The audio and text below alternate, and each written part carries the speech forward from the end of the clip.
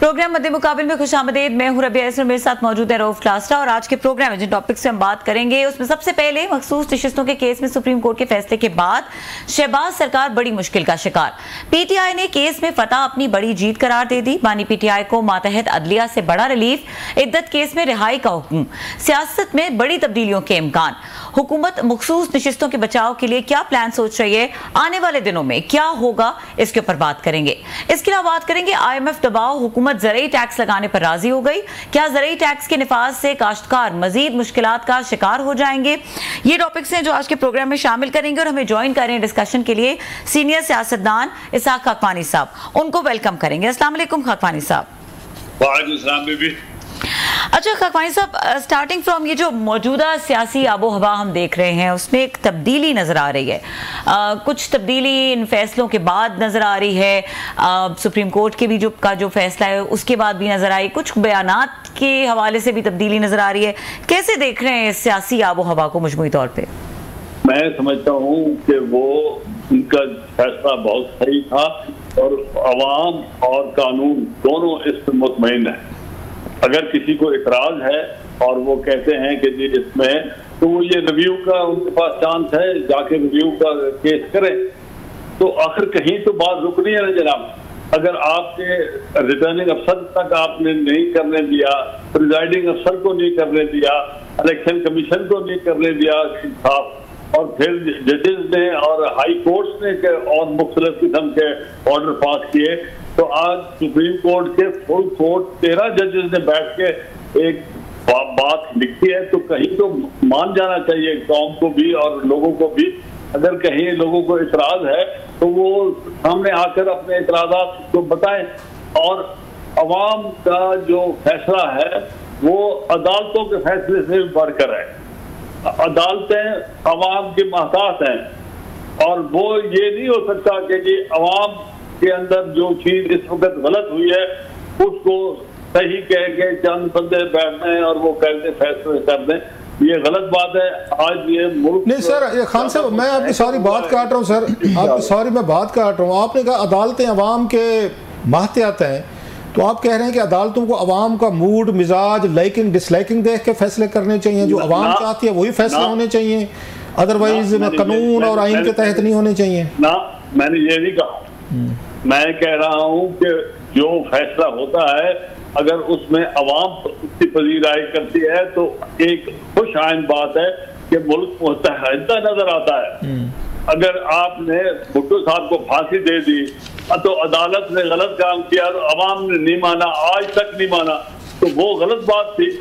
आज अवाम अगर कह रही है कि ये फैसला अवाम की जो मेजॉरिटी है वो कह रही है। मैं तो इस इलेक्शन में नहीं था, ना मैं किसी जमात में इस वक्त मुतहर्रिक हूँ या कोई चीज हूँ, तो मेरा तो इसमें कुछ काफी इंटरेस्ट नहीं है। मगर मैं कह रहा हूँ कि इसमें अवाम की पजीराई की वजह से मुल्क मुस्तहकम हुआ है और अवाम ने इस फैसले को माना है। लेकिन हमें लग रहा है हुकूमत जो है वो तो इस पे अपसेट है। हुकूमत के वजीरों की जो प्रेस कॉन्फ्रेंसेज हुई हैं, स्टेटमेंट है, वो कहते हैं जनाब एक दफ़ा फिर ये नज़रिया ज़रूरत के तहत फैसला दिया गया, क्योंकि कानून में वो कहते हैं कोई प्रोविजन नहीं थी। स्पेशली सुन्नी कौंसिल इत्तेहाद जो है वो गई थी अपनी सीटें लेने के लिए, PTI तो कहीं पर थी भी नहीं, PTI ने रिलीफ मांगा ही नहीं था, ना ये पटिशनर थे, तो उनको उन्होंने घर से बुला के उनको सीटें दे दी और कहीं पर कोई एज सच जो उनका कहना है कानून में कहीं प्रोविजन नहीं है। इसको आप कैसे देखते हैं? वो कहते हैं ये तो कानून को या कॉन्स्टिट्यूशन को रिराइट किया गया है, ये हुकूमत का पॉइंट ऑफ व्यू है सर। आप समझते हैं इसमें जान है? उनका पॉइंट ऑफ व्यू अपनी तरफ से वो समझते हैं कि अगर ये ठीक है तो उसकी एक रेमेडी है ना जनाब। वो रेमेडी है कि वो जाकर किसी 13 जजेस के सामने रिव्यू पिटीशन करें और अपने ख्यालात का इजहार करें और वहां से जो भी फैसला हो उसको फिर मुकद्दम माना जाए। मगर बात यह है कि फैसला जो केस था ना सुप्रीम कोर्ट में, वो था कि ये जो 70 सीटें हैं ये किसकी हैं? ठीक, उस 70 सीटों के ऊपर ये नहीं है कि ये अब्दुर्रहमान की है, मोहम्मद उस्मान की है, या नून लीग की है, या PTI की है, या सुन्नी इत्तेहाद की है। अगर वो पटिशनर नहीं भी है तो उन्होंने तो बेसिकली तो फैसला करना ना कि ये 70 किस तो जानी है। अगर वो 70 का फैसला उन्होंने किया है, अगर वो बंदे वहां मौजूद भी नहीं है जिन्होंने ये किया, तो फिर इससे बड़ा इंसाफ क्या हो सकता है कि उन्होंने एक जिसका हक बनता था उसको हक दे दिया। और अगर पहले इलेक्शन में जिनसे हक लूटा गया है उसके बारे में ये अपना लॉ मिनिस्टर साहब क्यों नहीं बताते कि लोगों को 1.5 लाख 1 लाख वोट डाला गया है और हर प्रिजाइडिंग और रिटर्निंग अफसरों ने पैसे लिए हैं और वो कहाँ तक पहुंचाए हैं, वो भी तो बताए ना जनाब। नहीं तो आपको तो फिर इससे हमें ये लग रहा है फैसले पे आपको इम्प्लीमेंटेशन होता लग रहा है जल्दी, क्योंकि हुकूमत तो बड़ी डिफेंस मूड में लग रही है कि वो इतना जल्दी तो गिव अप करने को तैयार नहीं है। वो तो ये भी कहते हैं जनाब कि जिन ऑलरेडी नोटिफिकेशन जिनके हो चुके थे, जिनको उन्होंने अपॉइंट कर दिया था वहाँ पे इन मखसूस सीटों पे ख़वातीन को या जो माइनॉरिटीज़ को, तो वो कहते हैं उनको बुला के नहीं सुना गया, उनको भी इनको नोटिस करना चाहिए था, वो भी आते अपनी पोजीशन बताते। सो बड़ा इंतहाई जल्दी में फैसला किया गया। That's what they are saying. तो जिससे लगता है कि शायद वो इस फैसले पे इम्प्लीमेंटेशन करने में जल्दी ना करें शायद। जो इफेक्टिव हैं जिनको किसी बाया भटिंडा बिठा दिया गया और उनसे ओथ ले लिया जल्दी जल्दी, जो भी किया उन्होंने, सही किया गलत किया, आज वो इस वक्त उनको हक हासिल है कि वो अपनी जो उनके साथ अगर वो समझते ज्यादती हुई है तो वो इसके पिटीशन करके इसको रिव्यू करने के लिए अपने इतराजात जमा कराए ना जनाब। ट्रू। ये तो मतलब नहीं है कि वो 70 सीटें जो है अगर किसी को गलत दे दी गई है और हमें घर से बुलाकर कहा कि कल तुम MNA हो और MPA हो, तो वो इसका मतलब ये नहीं है कि वो चीज सही थी। अगर सही नहीं हुई तो उसको सुप्रीम कोर्ट 13 बंदे गलत कह रहे हैं। कुल 17 बंदे हैं अपना सुप्रीम कोर्ट में, उसमें से 13 बंदे बैठकर किसी ने इनके बारे में कहा कि फलाने को दे दिया जाए या इनको रहने दिया जाए। They have considered everything.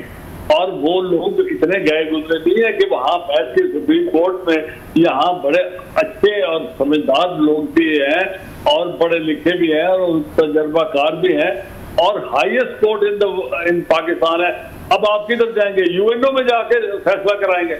अच्छा खान साहब, नाराज ना होइएगा, जान के मार पाकर कहता हूँ मैं, आपने बड़ी तारीफ़ें कर दी हैं जुडिशरी की, हम सारे तारीफ़ करते हैं जनाब, हमारी क्या जुर्रत, क्या मजाल हम कहें। लेकिन जब जहांगीर तरीन साहब को ये डिस्क्वालीफाई किया गया था और कुछ लोग इस तरह किए गए थे, तो आपकी राय उस वक्त बड़ी मुख्तलिफ थी। आपने कहा ना कि सुप्रीम कोर्ट में बहुत बड़े बड़े जजेस भी बैठे होते हैं, साकिब निसार साहब के हवाले से आपकी ओपिनियन और तरीन साहब की सबकी, तो हर दौर में आपका ख्याल है बड़े अच्छे जजेस रहे हैं और बड़े अच्छे अच्छे फैसले किए गए हैं, या आप समझते हैं यहाँ पे कि जो फैसले हमें पसंद हैं वो अच्छे हैं, जो हमें पसंद नहीं है वो जजेस ठीक नहीं है? सर आप जाती बातें करते हैं। नहीं सर, ये जाती नहीं है, ये मैं इसको जवाब दे देता हूँ। सर आपका एक असूली आपने सवाल किया है और जहांगीर तरीन साहब के बारे में बात किया है। सर अगर 13 जजेस अलहदा हैं, वो 3 जज थे, तो 13 और 3 में कोई फर्क नहीं था। और चीफ जस्टिस जिसके ऊपर अगर निशान था, कोई सवालिया निशान था, वो बाद में लोगों के सामने चीजें आ नहीं गई। चले वो फैसला हो गया, उसको नुकसान हो गया, उन्होंने 5 साल अपना लाइफ टर्म के बाद में फिर कैंसिल हो गया उनकी चीजें। अगर एक फैसला हो गया, अब वो मान लिया जी फैसला, और आपने नुकसान कितनी का करना था, जायज था नाजायज था, वो हो गया, मगर आगे बात चलनी चाहिए ना जनाब। आपने नवाज शरीफ साहब को भी खान साहब 13 बंदों में से एक आदमी का नाम बता दे जिसने कहा हो कि ये फैसला गलत है। एक आदमी का नाम तो बता। नहीं, 5 ने सर मुखालफत में दिया है सर। नहीं 5 8-5 का फैसला है सर, 8-5 का है सर। उन्होंने अपने नए ऑब्जेक्शनेबल चीजें अलहदा अपने डिसेंटिंग नोट्स चीजें लिखी हैं, मगर उन्होंने किसी ने नहीं लिखा कि ये अपना इनको सीटें नहीं मिलनी चाहिए, किसी ने नहीं कहा। अच्छा सर, आपने आपको बात अभी की ना तरीन साहब के हवाले से, इससे हट के आपने, मुझे याद पड़ता है एक तो हमारे शो में नवाज शरीफ साहब के हवाले से भी कहा था कि उनके साथ भी जस्टिस नहीं किया गया। आपको हमने खुद शो में लिया था, आपने उसमें भी कहा था कि जजेस ने सही फैसले नहीं किए थे। सो जुडिशरी एवरी टाइम बात सुने बेअदबानी करें। फिर नवाज शरीफ साहब के साथ जो 3 जजेस थे, मैं उसमें पिटिशनर का मतलब एक बार खुद मैंने नहीं अदा किया, वो इमरान खान साहब को हमने पिटिशनर बनाया था। उन्होंने उनको जितने हमारे इतराजात थे उन पे तो उन्होंने उनको कोई सजा नहीं दी। उन्होंने तो उनके बच्चे के तनख्वाह पे किसी पे वो निकाल के नया कागज बनवा के IB से निकलवा के उन्होंने करा दिया।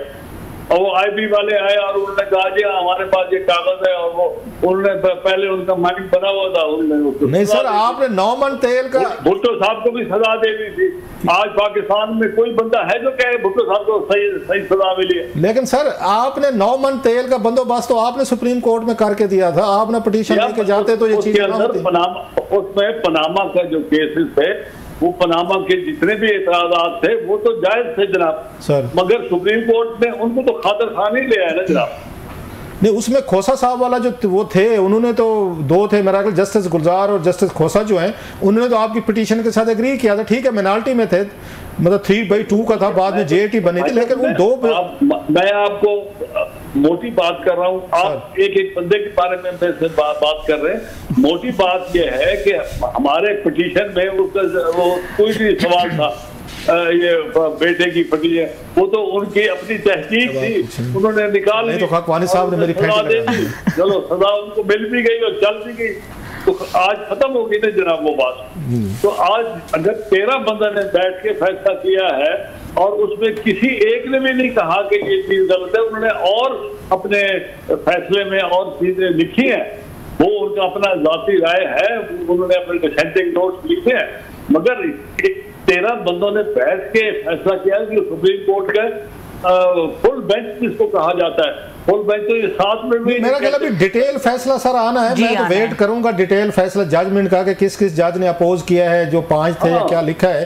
अभी मेरा ख्याल है, अगर मैं गलत नहीं कह रहा, मेरी लाइल्मी होगी, मेरा नहीं ख्याल, मैं गलत भी हो सकता हूँ कि 13 के 13 जजेस ने कहा है कि सीटें दे दी जाए। मैं अभी क्योंकि डिटेल जजमेंट आनी है, मैंने नहीं पढ़ी, सिंपली हमने तो सुना है जो सामने अभी है, या छोटा वो उस पर ऑर्डर है। बहरहाल थोड़ा सा आगे बढ़ते हैं, कोई रबिया के पास सवाल है? इससे पहले कि आप मेरी और क्लास लें, मेरा रबिया को इंटरवीन करके कोई सवाल करना चाहिए। नहीं, मैं तो आपको अपना point of view I agree sir, मैं जस्ट वैसे कह रहा था सर। अगर आप पुरानी चीजों को सामने ले आते हैं तो आप जहांगीर के बारे में बात करते हैं, तो भुट्टो साहब के केस में क्यों नहीं? सर मैंने इसीलिए कहा आपके पॉइंट ऑफ व्यू को एंडोर्स किया कि माजी में आपने हमें बताया था कि यहाँ गलत फैसले होते रहे हैं और हुए हैं। मैंने कब कहा नहीं हुआ? तरीन साहब को जैसे बता रहे हैं, मैं तो रेफरेंस बताया मैंने कि गलत फैसले हुए हैं, बाद में अंडू हुए।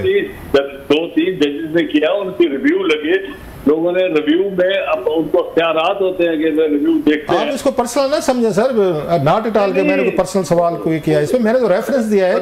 तो जी सर, मैं आज के कल के फैसला के बारे में कह रहा हूँ, आप मेरे बारे में कह रहे हैं कि आपने जब जजेस का कहा ना कि जजेस बड़े बहुत जबरदस्त फैसले देते हैं, तो मैंने कहा कि कुछ साल पहले सर इन फैसलों पे इस तरह के फैसले थे जिन पर करते थे।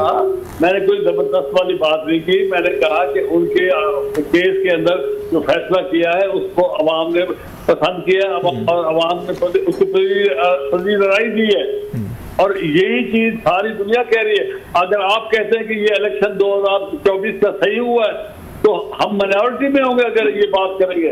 पाकिस्तान का हर बंदा कहता है कि सर, मैं क्यों कहूंगा सर? अच्छा खाकवानी साहब, बुनियादी तौर पे आपका नहीं मतलब तो कह सकते सर बुनियादी तौर पे मेरा सवाल ये था, ये तो हम एक मखसूस रिश्तों के केस के हवाले से बात करें ना, हमने देखा है फैसला इद्दत केस के हवाले से भी, ये भी एक बहुत ही एक जैसे कहते हैं कि अचानक सा टर्न था सिचुएशन के अंदर, क्योंकि जो सवाल उठ रहे हैं वो इस वक्त इस बात पे नहीं उठ रहे कि मेरिट क्या है।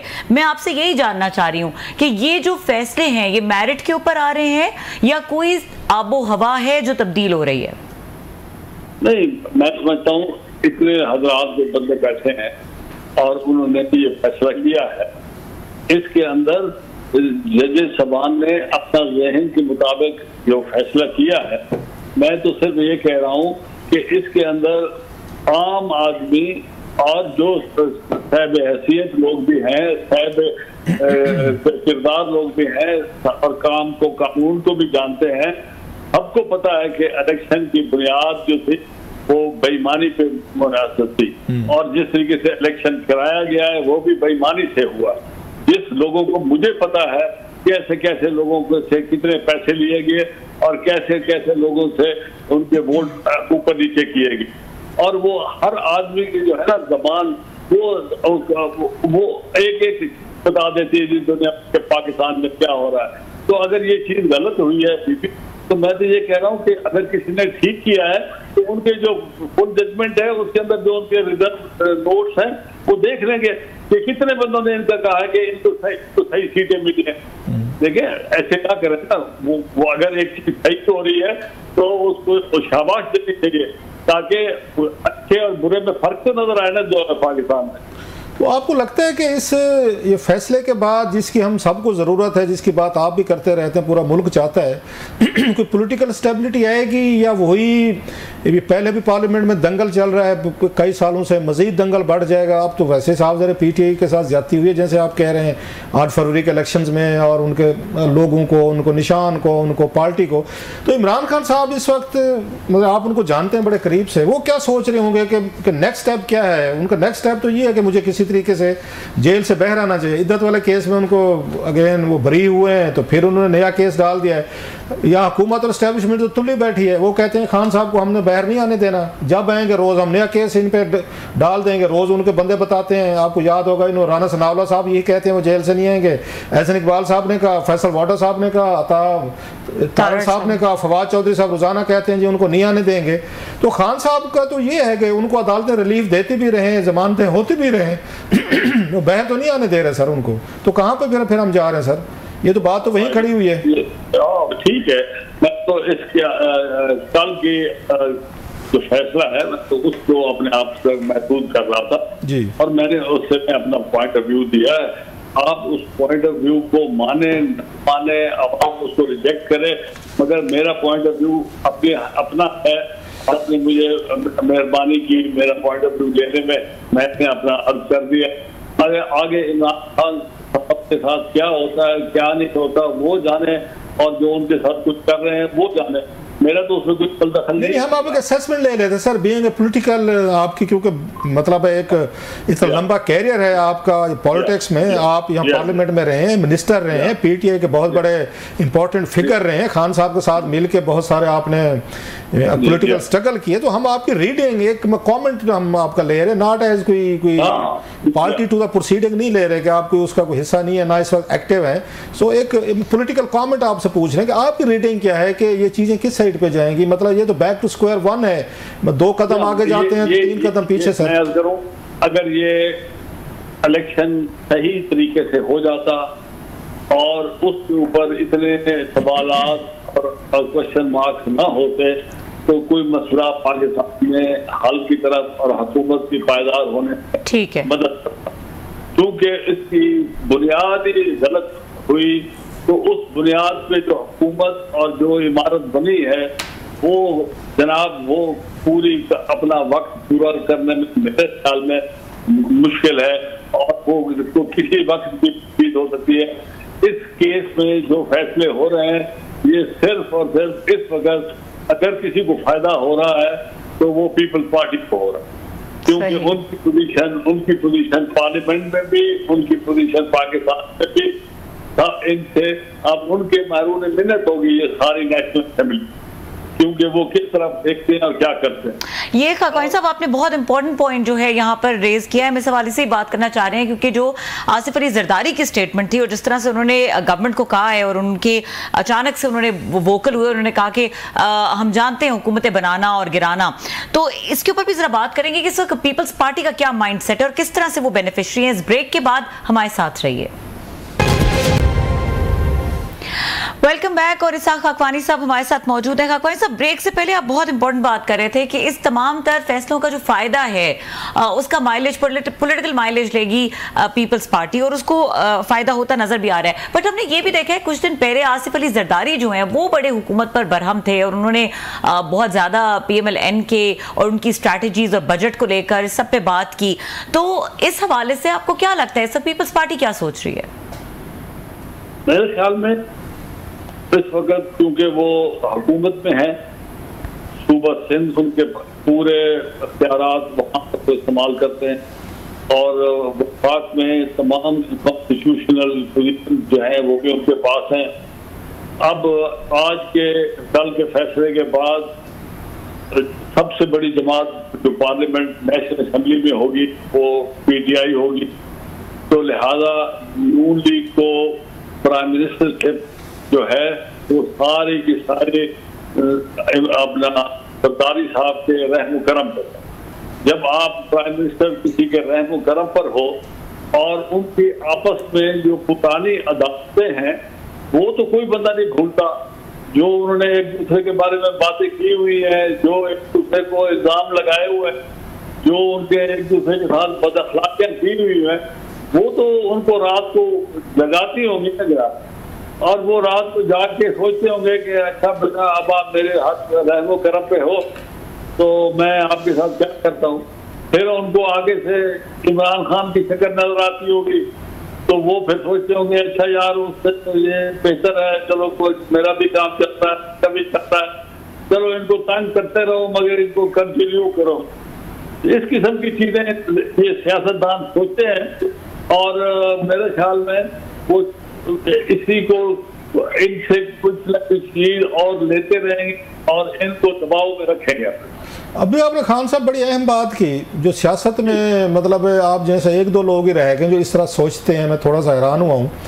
आपने कहा कि जो माजी में एक दूसरे के खिलाफ जबान इस्तेमाल करते रहे हैं, एक दूसरे के खिलाफ करेक्ट असैसिनेशन किए हैं, केसेस बनाए, जेलों में डाला और पता नहीं कितनी गाली गलौज की पेट फाड़ने थे और स्विट्जरलैंड से $60 मिलियन लाने थे और लंबी कहानियां रामलीला हम एक दूसरे से सुनते रहे। तो ये मतलब है इनको ये जो आपने कहा है कि इनको रात को कभी कभी याद आती होगी फिर दोबारा वो मतलब वो इनको याद आ जाएंगी, तो ये इस तरह की बात है, इज्जत जो है, इंटेग्रिटी जो है आपकी, आप रिस्पेक्ट जो है, ये कोई अगर इसी तरह की बात है कभी बटन दबाया तो आपकी इज्जत, आपके सारे आपके टांस, ये सारे गिले शिकवे आपके बंद हो गए, आपने 2-4 साल हुकूमत कर ली, इकट्ठे कर ली और यकदम बटन आपने ऊपर किया और फिर आपको याद हो गया ओहो इन्होंने तो मेरे गालियां दी हुई हैं, इन्होंने तो मेरे साथ बड़ी ज्यादती की हुई है। तो आपका ख्याल है कि इस तरह की होती है इज्जत रिस्पेक्ट के कुछ मतलब 6 महीने के लिए उसको सुला दो, 2 साल बाद फिर याद आ जाए, ये बड़ी समझदार किस्म की इज्जत है सर। ये तो I am very much interested. ये अनफॉर्चुनेटली इस तरह नहीं होना चाहिए कि असूल की बुनियाद पर एक दूसरे से मुखालफत और प्रोग्राम पे एक दूसरे से मुखालफत होनी चाहिए, ना कि जातियात पे होनी चाहिए। यहाँ पाकिस्तान की सियासत है सिर्फ जातियात पे, इसके अंदर मुल्क नंबर 2 नंबर 3 पोजीशन पे आता है। पहले वो किसी एक दूसरे के साथ लड़ाई झगड़े करते हैं, फिर किसी इदारे को अपने साथ जाते हैं, फिर किसी और की खुशामद करते हैं, मुल्क से बाहर भी देखते हैं, और फिर जब आपका कोई ना कोई चीज हो जाए तो फिर वो दिल में रख के आपका इंतजार करते हैं कि आइंदा आपके साथ मैंने क्या करना। और ये अगर मुल्क की बात होती तो ये इस लहर पर पहुंचता ही ना ये। अच्छा खान साहब, हम तो ये समझते हैं कि सियासत में ये इज्जत, रिस्पेक्ट, अना, इन चीजों की केयर नहीं की जाती, नहीं तो जो कुछ एक दूसरे को कह चुके हैं। आजकल मैं कलाफा साहब, मैं आजकल के जो लोग सियासत के अंदर है और बड़े मकाम पर है, मैं उनके बारे में बात कर रहा हूँ। सियासत तो बहुत अच्छी चीज होती थी कि जमाने में, कभी कोई आदमी एक दूसरे के खिलाफ एहतराम से एक दूसरे से मिलते थे, इज्जत से एक दूसरे से बात करते थे और बड़ी एक दूसरे की बात से वजन और के साथ जवाब देते थे कि साहब ये यूं नहीं है कि यूं है। आजकल हर चीज बदअखलाकी पे मुनहसर है। आप जबान देख लें किसान की, वो किस किस्म की जबान इस्तेमाल करते हैं एक दूसरे के खिलाफ, और अंदर बैठकर जब कमरों में बैठते हैं तो क्या कहते हैं। और ये बड़ा अफसोस है, इसमें किसी चीज में क्या पता क्या है कि कदरें इतनी गिर गई है कि इस प्रोफेशन में कोई इज्जत वाली बात है नहीं। आपको लगता है कि आपने सही फैसला किया है, पास से साइड पे हो गए हैं कि ये अब आप जैसे लोगों के लिए सियासत करना मुमकिन नहीं रहा, उस ज़र्फ के साथ, डिग्निटी के साथ, सेल्फ रिस्पेक्ट के साथ कल्चर बदल गए हैं, लोग बदल गए हैं। तो इस दफा पहली दफा है कि पिछले 30-35 40 साल 50 साल से खानदान जो इलेक्शन में हिस्सा लेते थे, अपना हिस्सा डालते थे अच्छाई की तरफ, ईमानदारी की तरफ, और जो चीज समझ आई उसके मुताबिक, और क्योंकि लोगों में वहां पर एक ताल्लुक भी था। तो इस दफा जब देखा ना कि इस वक्त 2 बड़े पंजाब में पीटीआई और Noon league supported by the establishment ये सारा काम कर रहे हैं, तो फिर इसमें अपनी इज्जत बचाना तो बड़ा खादर था, बजाय इसके बंदा जाकर को खराब करे और वहां पर नतीजा भी ना निकले। तो मैं इसकी बात को और तो बताते बतौर पाकिस्तानी तो मेरा फर्ज बनता है कि मैं पाकिस्तान की जो अच्छाई की बात हो वो मैं करूं, और जो अल्लाह ताला ने मुझे ये मौका भी दिया है आप जैसे दोस्तों की वजह से, और मेरे अपने दिल में भी एक चीज है कि मैं जो भी बात करता हूँ मैंने कभी नहीं देखा मैं किसके बात कर रहा हूँ, मेरे दिल में सही बात होती है वो मैं करता हूँ, कोई किसी को अच्छा लगे। जी खकवानी साहब।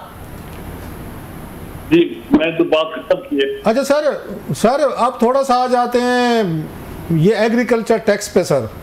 जी जनाब। आप वो कहा जाता है पाकिस्तान में कि जी के यहाँ पे मतलब बड़े बड़े ज़मींदार हैं, जागीरदार हैं, फ्यूडल लॉर्ड्स हैं, बड़ी उनकी लॉबी है जो पाकिस्तान में एग्रीकल्चर टैक्स नहीं लगने देती, और बहुत सारा पैसा है इनके पास, बड़ा माल है और ज़मीनें हैं, जदादें हैं, पाकिस्तान के बाकी सारे लोग टैक्स देते हैं, ये टैक्स नहीं देते।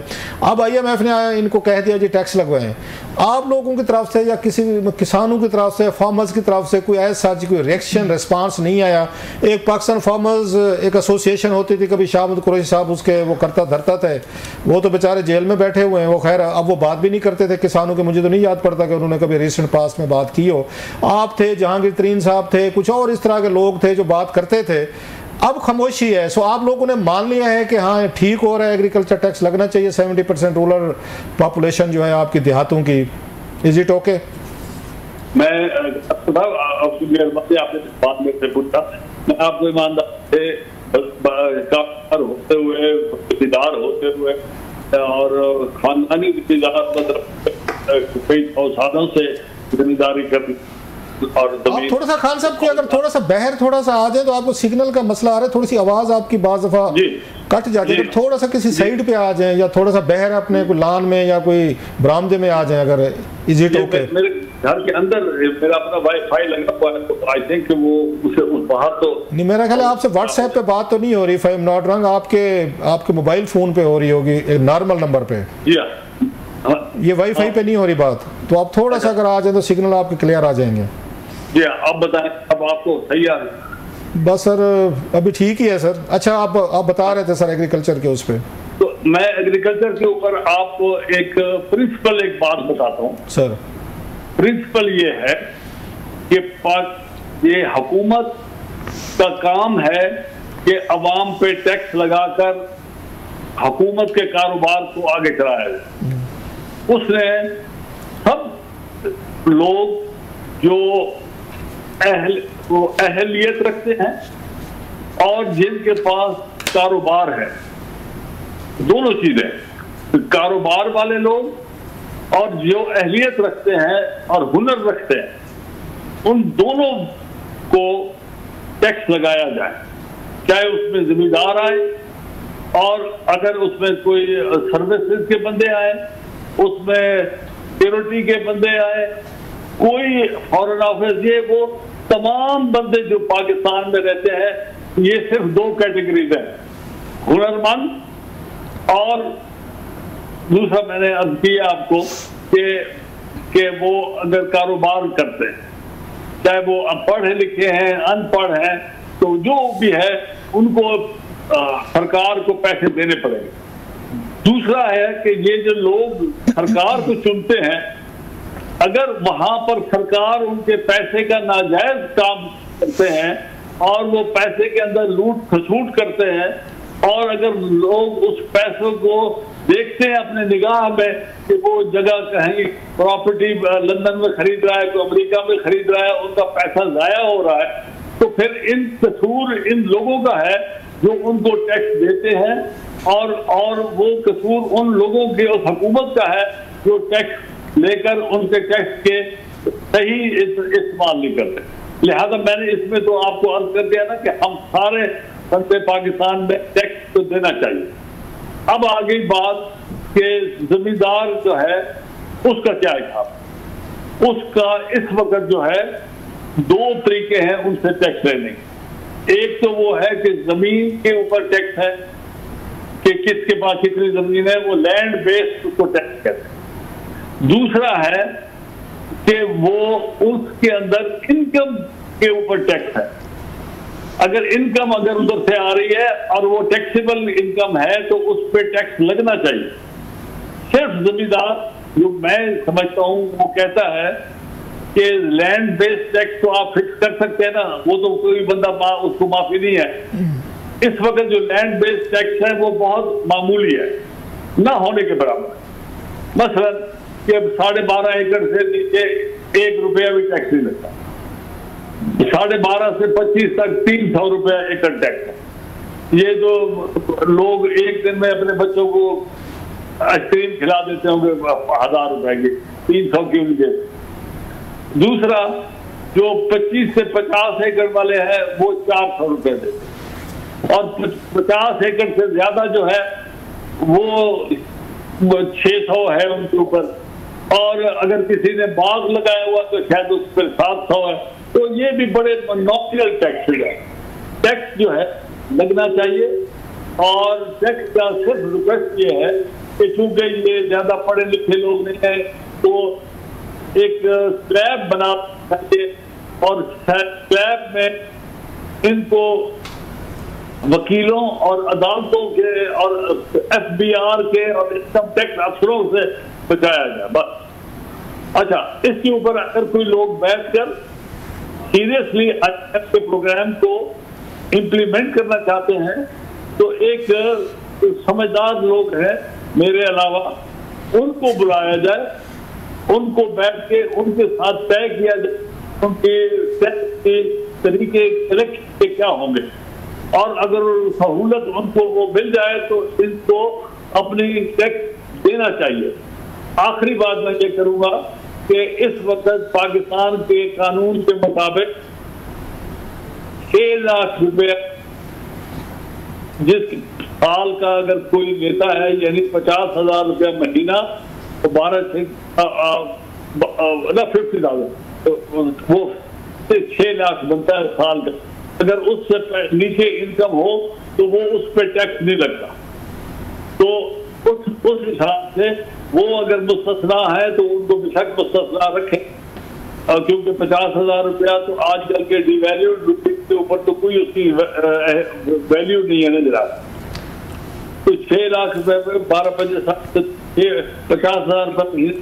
मतलब खान साहब आप ये कह रहे हैं कि जो मुझे आपकी बात समझ आई है, इस पे हम डिबेट और बातचीत जारी रखेंगे, कि आप ये कह रहे हैं कि आप इस हक में हैं कि ये एग्रीकल्चर टैक्स लगना चाहिए। बल्कि मेरा तो ख्याल है एग्रीकल्चर टैक्स ऑलरेडी लोग पे करते हैं इन डिफरेंट कैपेसिटी, जो आपने अभी स्लैब्स बताए हैं। मतलब स्लैब्स को या उन पैसों को ज़्यादा बढ़ाने की ज़रूरत है, जो आप कह रहे हैं कि आप उनको बढ़ाएं। सो आप इस चीज़ के खिलाफ नहीं है, अगेंस्ट नहीं है, आप समझते हैं कि टैक्स होना चाहिए, उनके इनकम पे टैक्स होना चाहिए इसके एग्रीकल्चर की।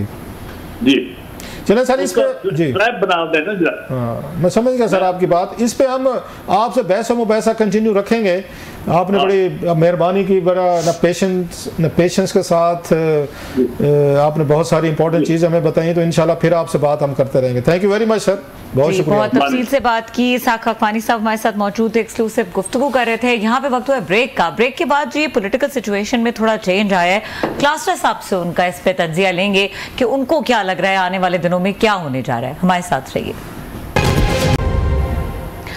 Welcome back. क्लास साहब, ये जो सियासी मामलात हैं, जिस तरह से हमने कहा कि फैसलों के ऊपर एक रिएक्शन आ रहा है और सियासी आबो हवा में भी तब्दीली, कुछ स्पेकुलेशन इस हवाले से भी हैं, कुछ स्पेकुलेशन जो हैं वो अब इस तरह से भी हो रही हैं कि आला सतह के इजलास हुए, कुछ उसमें डिस्कशंस हुई, और आपको क्या लगता है कि कोई मंजरनामा तब्दील होगा आने वाले दिनों में? मंजरनामा मुझे तो कोई बहुत बड़ी पॉलिटिकल चेंज आते नज़र नहीं आ रही। स्टेटस को मुझे ज़्यादा लग रहा है। अब होगा क्या, जो मेरा ख्याल इमरान खान साहब और उनके हामियों के लिए फ्रस्ट्रेशन बढ़ेगी और शायद कन्फ्लिक्ट बढ़े, शायद लड़ाई झगड़ा खुदा ना खास्ता बढ़े।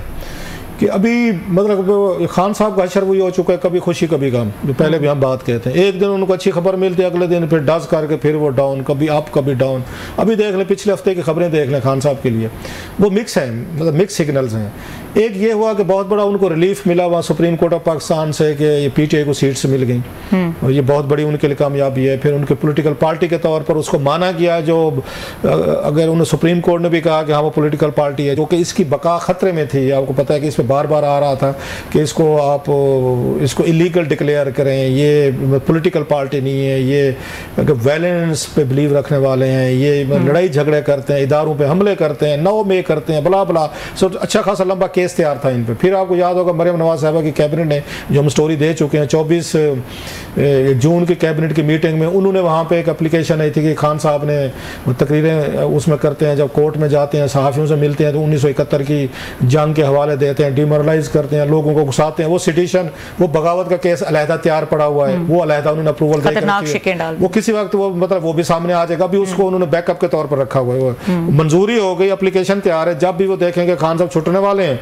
वो खान साहब को वहां पर डाल देंगे। सो वो चीजें एक उनके लिए मतलब उसमें डिस्टर्बिंग है। लेकिन अब बड़ी खबर है उनके लिए, पार्टी बच गई कि सुप्रीम कोर्ट कह रही है जी ये पॉलिटिकल पार्टी है। फिर इलेक्शन कमीशन ने भी कहा जी हम तो कभी कहा नहीं है कि पॉलिटिकल पार्टी नहीं, हम तो वेबसाइट पे भी मौजूद है। इन्होंने इलेक्शन नहीं करवाए। अब देखें ना छोटी छोटी बातें बाज़ वक्त कितना बड़ा आपके गले में मतलब अजाब बन जाते हैं। जैसे भुट्टो साहब का थे, भुट्टो साहब के खिलाफ FIR दर्ज हुई, वो उस वक्त वज़ीर आज़म थे जब उन पे FIR दर्ज। भुट्टो साहब ने कहा डैम किया कि मतलब कौन जुर्रत कर सकते हैं, भुट्टो साहब जैसा पावरफुल एक प्राइम मिनिस्टर थे, तो उन्होंने इसको सीरियस नहीं लिया। जो 74 में मेरा ख्याल है शायद उन पे FIR हुई थी, सीरियस नहीं लिया।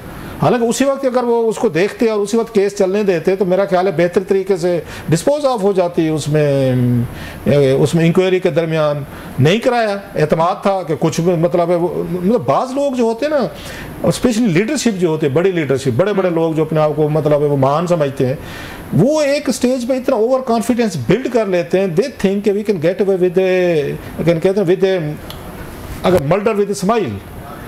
तो उनको यही लगता है कि हम कत्ल भी कर लेंगे तो मुस्कुरा के निकल के जाएंगे, हमारा कौन मतलब कोई क्या कर लेगा। दैट्स मतलब माइंड सेट ये लोगों का होता है। कामयाब लोग स्पेशली ऐसे समझते हैं कि उनका एक सीरीज ऑफ इवेंट्स हो रही होती है कामयाबी की। तो उसका नतीजा क्या निकला, वही भुट्टो साहब जो है बाद में बेचारे उसी केस में फांसी लगे थे, जनरल ज़िया ने वो बनाया। सेम अगर आप देखें तो इसमें इमरान खान साहब के साथ भी ये कुछ हुआ है। अब इनकी पार्टी के लोगों को बातें अच्छी तो नहीं लगती, भी खान साहब का उनकी पार्टी को पकड़ना चाहिए था कि आपकी एक छोटी सी सियासी में हमाकत कहूँगा मतलब इनकी पार्टी की, कि आपको इलेक्शन कमीशन कह रहा है कि जरा अपने पार्टी के इलेक्शन करवाएं, और ये उस वक्त वज़ीर आज़म पाकिस्तान थे, उन्होंने भुट्टो साहब वाला रूट ले लिया।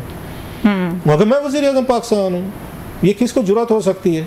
Technical negligence basically. टेक्निकल नहीं, दैट वाज मतलब है ब्लंडर। ये नेग्लिजेंस भी नहीं, ब्लंडर है कि आपको नहीं पता कि एक तरफ आप कहते हैं हम पाकिस्तान में रूल ऑफ लॉ की बात करते हैं, अब आपको इलेक्शन कमीशन कह रहा है जी पार्टी के अंदर इलेक्शन करवाएं, फेक ही करवाएं, सारे फेक करवाते हैं ना, अपॉइंटमेंट्स हो रही होते हैं, वहाँ पर मुकाबले तो होते नहीं, सारी पार्टियां ये कुछ करती हैं। उनका कॉन्फिडेंस लेवल देखें कि मैं वज़ीर आज़म हूँ, भुट्टो साहब कहते हैं मैं वज़ीर आज़म हूँ, मेरे ऊपर कत्ल की FIR कैसे दर्ज हो सकती है, तो मेरा क्या कर लेंगे। इमरान खान साहब कहते हैं मैं वज़ीर आज़म, मेरी पार्टी का ही क्या कर लेंगे जनाब, किसकी जुर्रत इलेक्शन कमीशन ऑफ पाकिस्तान की, जिसको मैंने अपॉइंट किया वो मेरे खिलाफ मेरी पार्टी का कभी किसी ने PTI से तौजीह दी है इस बात की कि क्यों नहीं कराया? वो कहते हैं दूसरी पार्टियां नहीं करवाती, ये तुझे है, आप कभी पूछ लें PTI वाले से, कभी हमेशा उनसे कोई सी मसले में बात करें ना कि आपको फलां बंदा फलां केस में है, कहते हाँ मैं तो वो नहीं है, एक ही तुझी रहेगी। पहले पता नहीं कि तुझी क्या थी, ये थी कि जनाब के आप देखेंगे हमारी पार्टी बड़े क्लीन लोगों पे मुश्तमिल। इमरान खान साहब का स्टार्ट ये था कि हम बड़े क्लीन लोग हैं, हमारी पार्टी में कोई ऐसा कोई 2 नंबर आदमी नहीं है, सारे 2 नंबर उधर इकट्ठे हुए हैं। ये उनका था जिससे उनकी पार्टी को सपोर्ट मिलनी शुरू हुई, और फिर उन पर दबाव बढ़ गया 2013 के इलेक्शन के बाद। जनाब जब तक उसमें इलेक्टेबल नहीं लाएंगे, मतलब करप्ट नहीं लाएंगे, डंडे वाले नहीं लाएंगे, मार धाड़ वाले, तो आप जीत नहीं सकते। फिर उनको लाना शुरू कर दे, फिर कहते क्या करें मजबूरी है, या लोग जो है ना ईमानदार लोगों को वोट नहीं देते। ये खान साहब का अपना पॉइंट, मैं आपको बता रहा हूँ कैसे वो चीज़ें बदलते रहते हैं खान साहब सारी। और फिर उसके बाद हुआ जनाब लोगों ने कहा चलें जी खान साहब को मौका दें, जो भी भानुमती का कुंभा है, जैसे तैसे लोग हैं, यही माल है, यही क्राउड है, इसी के साथ ही मुल्क चल रहे हैं, तो ले लें जी, चलें जी खान साहब आप ले लें। खान साहब ने ले लिए, फिर मार धाड़ शुरू हो गई उनके करीबी लोगों की। तो फिर लोगों ने कहा भाई साहब ये तो फिर उसमें शरीफ खानदान पे ये इल्ज़ाम लगते थे, फिर जरदारी साहब पे भी लगते थे कि ये लोग बैठ के माल बनाते, करप्शन।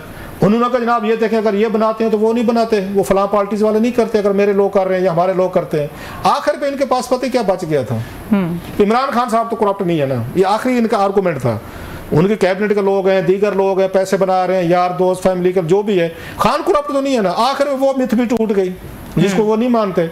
अब खान साहब ने क्या कहा उस दिन, मैं दुख होता है, मैं दुख से सारी बातें कहता हूँ कि कोई एक क्लीन लीडरशिप तो रहने देनी चाहिए थी यार, जो पैसों पे जिस पे इल्जामात ना हो, जिसको मलक रियाज के इल्जामात ना हो, जो मलक रियाज से काना ना हो, तो कोई एक का तो रोमांस हमारे लिए रहने देना चाहिए था, जिसको हम दिखा सकें कि जनाब के एटलीस्ट पूरे पाकिस्तान में एक बंदा तो है जिसको मलक रियाज काना नहीं कर सका, और वो इमरान खान साहब है।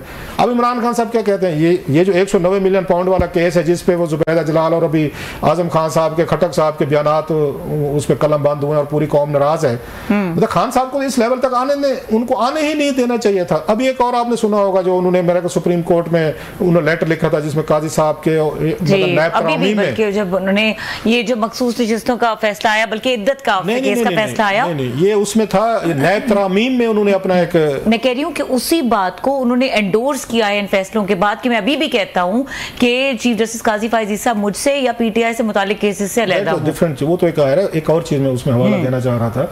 उसमें वो कहते हैं कि वो तोशा खाने की बात उन्होंने जिक्र किया, if I am not wrong. उसमें कहते हैं जनाब कि मैंने वहां से घड़ी ली, तोशा खाने से चीजें ली, तो 1 करोड़ और 80 लाख मलिया थी, इन्होंने 2-4 अरब बना दी। सवाल यह कि आपने वो घड़ियां ली क्यों?